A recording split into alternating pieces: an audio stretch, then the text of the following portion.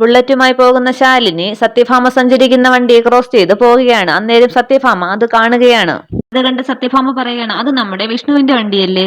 രമണൻപിള്ള പറയുകയാണ്, ആണെന്ന് തോന്നുന്നു. ഒന്ന് നോക്കിയ ശേഷം വീണ്ടും രമണൻപിള്ള പറയുകയാണ്, തോന്നുന്നതല്ല, അതെ. പക്ഷേ അതൊരു പെണ്ണാണല്ലോ ഓടിച്ചുകൊണ്ട് പോകുന്നത്. രമണൻപിള്ള ഡ്രൈവറോട് വണ്ടി ആ ബുള്ളറ്റിന്റെ പുറകെ വിടാൻ പറയുകയാണ്. നേരം വിഷ്ണുവും കൂട്ടരും ശാലിനിയെ തിരയുകയാണ്. വണ്ടി നിർത്തി ഇറങ്ങിയ ശേഷം വിഷ്ണുവിന്റെ കൂട്ടുകാരൻ പറയുകയാണ്, ചേട്ടാ, ആ പെൺകൊച്ചിനെ കാണുന്നില്ലല്ലോ, ഇത്രയും നേരം തിരഞ്ഞിട്ടും അവരെ കാണുന്നില്ലല്ലോ. നേരം വണ്ടിയിലിരുന്ന് സത്യഭാമ വിഷ്ണുവിനെ ഫോൺ ചെയ്യുകയാണ്. ഫോണെടുത്ത് വിഷ്ണു പറയുകയാണ്, അമ്മയാണല്ലോ, അമ്മ എന്തിനാ ഇപ്പോൾ വിളിക്കുന്നത്? അന്നേരം കമലൻ പറയുകയാണ്, കഴിക്കാൻ എന്താ വീട്ടിൽ ചെല്ലാത്തത് എന്ന് ആലോചിച്ച് വിളിക്കുകയായിരിക്കും. ദാസൻ പറയുകയാണ്, ഏയ് അതിന് ഇതല്ലല്ലോ സമയം, ഇനി വണ്ടി പോയ കാര്യം അറിഞ്ഞിട്ടാണാവോ? ദാസൻ പറയുന്നു, എടാ പൊട്ട, വണ്ടി പോയ കാര്യം സത്യാമ്മ എങ്ങനെ അറിയാനാണ്? ഏതായാലും ആശാൻ ഫോൺ എടുക്ക്. ഹലോ അമ്മയെന്ന് വിളിക്കുമ്പോൾ മോനെ വിഷ്ണു എന്ന് വിളിക്കുകയാണ് സത്യഭാമ. എന്താ അമ്മ എന്ന് ചോദിക്കുമ്പോൾ സത്യഭാമ ചോദിക്കുകയാണ്, നിന്റെ ബുള്ളറ്റ് എവിടെ? പൊത്തി പിടിച്ചിട്ട് വിഷ്ണു കൂട്ടുകാരോട് പറയുകയാണ്, എടാ ബുള്ളറ്റിന്റെ കാര്യം ചോദിക്കുന്നു. ബുള്ളറ്റ് ഇവിടെ ഉണ്ടമ്മ എന്ന് വിഷ്ണു പറയുമ്പോൾ സത്യഭാമ പറയുകയാണ്, റോഡിൽ കൂടി ഒരു പെണ്ണ് നിന്റെ ബുള്ളറ്റ് ഓടിച്ചു പോകുന്നത് കണ്ടോ? അത് കണ്ടപ്പോൾ അത് നിന്റെ ബുള്ളറ്റ് ആണോ എന്നൊരു സംശയം. എന്നാ പിന്നെ അവളെ അങ്ങ് വളഞ്ഞിട്ട് പിടിക്കാമെന്ന് കരുതി അവളുടെ പിന്നാലെ പോയിക്കൊണ്ടിരിക്കുകയാണ് ഞാൻ. പറഞ്ഞ ശേഷം മുന്നോട്ട് നോക്കുന്ന സത്യഭാമ ബുള്ളറ്റുമായി പോകുന്ന ശാലിനിയെ കാണുന്നില്ല. സത്യഭാമ പറയാണ്, ജസ്റ്റ് അവളിപ്പോൾ അങ്ങ് മിസ്സായി. വിഷ്ണു പറയുകയാണ്, പെണ്ണോ? ഏത് പെണ്ണ്? എന്റെ ബുള്ളറ്റ് ഒന്നും ഒരു പെണ്ണും കൊണ്ടുപോയിട്ടില്ല, അതിപ്പോ എന്റെ മുന്നിൽ തന്നെ ഉണ്ട്. എടാ ബുള്ളറ്റിന്റെ സൗണ്ട് ഇടാ, സ്റ്റാർട്ട് ആക്ക് എന്ന് പറഞ്ഞ് കൂട്ടുകാർക്ക് നേരെ ഫോൺ നീട്ടിയിട്ട് വിഷ്ണു പറയണേ, എന്തെങ്കിലും ഒരു സൗണ്ട് ഉണ്ടാക്ക്. നേരം അവർ ബുള്ളറ്റ് സ്റ്റാർട്ട് ആക്കുന്ന പോലെയുള്ള സൗണ്ട് ഉണ്ടാക്കുകയാണ്. അത് കേട്ടിട്ട് സത്യഭാമ ചോദിക്കുകയാണ്, എന്താടാ ബുള്ളറ്റിന്റെ സ്റ്റാർട്ടിങ്ങിന് ഒരു ശബ്ദ വ്യത്യാസം? അതമ്മ, നമ്മുടെ ബുള്ളറ്റ് വാട്ടർ സർവീസിന് കൊടുത്തിരുന്നല്ലോ, അപ്പോ കുറച്ച് കണ്ടീഷൻ ആയെന്നാണ് തോന്നുന്നത്. പക്ഷേ മോനെ, നിന്റെ ബുള്ളറ്റ് പോലെ തന്നെ ഉണ്ടായിരുന്നു അത്. ബാക്ക് സൈഡിലെ ആ കടുവയുടെ എംബ്ലം ഒക്കെ അതുപോലെ തന്നെ ഉണ്ടായിരുന്നു.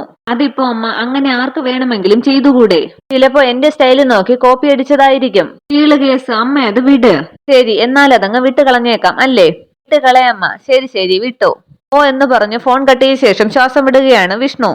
അതിനുശേഷം സത്യഭാമ ഡ്രൈവറോട് പറയുകയാണ്, ഡ്രൈവർ സൂപ്പർ മാർക്കറ്റിലേക്ക് വണ്ടി വിടൂ. നേരം വിഷ്ണുവിനോട് ദാസൻ പറയുകയാണ്, ആശാനെ പറയുന്നത് കൊണ്ടൊന്നും തോന്നരുത്. ആശാന്റെ ദൈവമാണ് അമ്മ, അത് നെഞ്ചിൽ പച്ച കുത്തിയിട്ടും ഉണ്ട്. അതുകൊണ്ട് തന്നെ അങ്ങോട്ടൊരു കള്ളം ആശാൻ പറയുന്നത് കേട്ടിട്ടുമില്ല, കണ്ടിട്ടുമില്ല.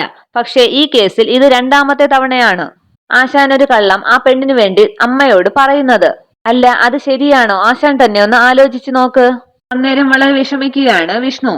പിന്നീട് കാണിക്കുന്നത് പാറക്കുന്നിന്റെ താഴെ ഒരു മൃതശരീരം മൂടിയിട്ടിരിക്കുന്നതാണ്. ചുറ്റും കുറച്ച് ആൾക്കാരും നിൽക്കുകയാണ്. അന്നേരം അവിടേക്ക് വണ്ടി ഓടിച്ചെത്തുകയാണ് ശാലിനി. ഇവിടെ നിന്നൊരു സ്ത്രീയോട്, ചേച്ചി എന്തു പറ്റിയെന്ന് ശാലിനി ചോദിക്കുമ്പോൾ അവർ പറയുകയാണ്, പാറക്കെട്ടിന്റെ മുകളിൽ നിന്നും ഒരു സ്ത്രീ ചാടി മരിച്ചതാണ്.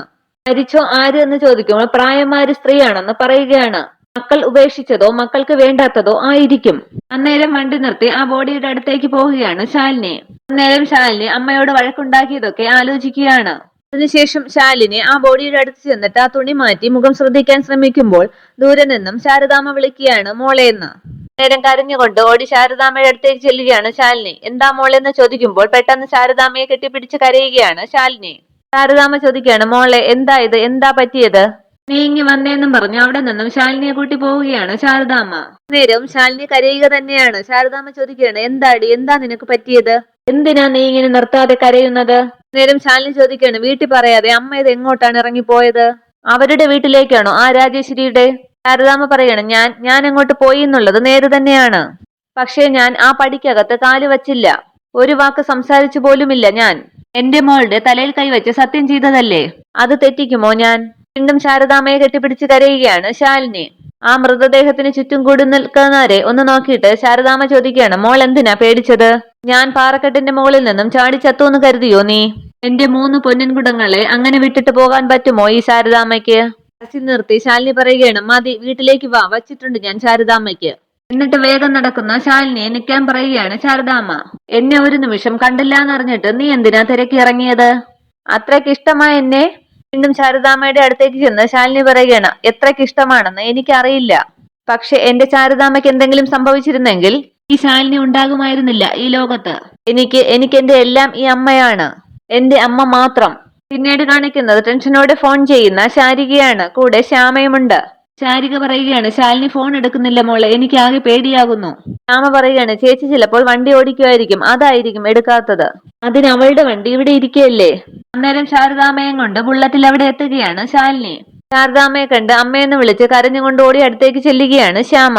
എന്താ മോളെ, എന്താന്ന് ശാരദാമ്മ ചോദിക്കുമ്പോൾ ശ്യാമ ചോദിക്കുകയാണ്, അമ്മ എങ്ങോട്ടാണ് പോയത്? കരഞ്ഞുകൊണ്ട് ശാരികയും ചോദിക്കുകയാണ്, എന്നോട് പോലും പറയാതെ അമ്മ എങ്ങോട്ടാണ് പോയത്? ശാരദാമ്മ പറയുകയാണ്, അയ്യേ അതിനാണോ കരയുന്നത്?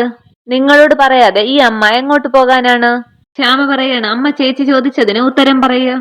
അമ്മയെ കാണാതായപ്പോൾ മുതൽ ചേച്ചി കരച്ചിൽ തുടങ്ങിയതാണ്. ശാരദാമ്മ പറയുകയാണ്, എടി നീ ഇവരെയും കൂടി പേടിപ്പിച്ചല്ലോ പെണ്ണെ.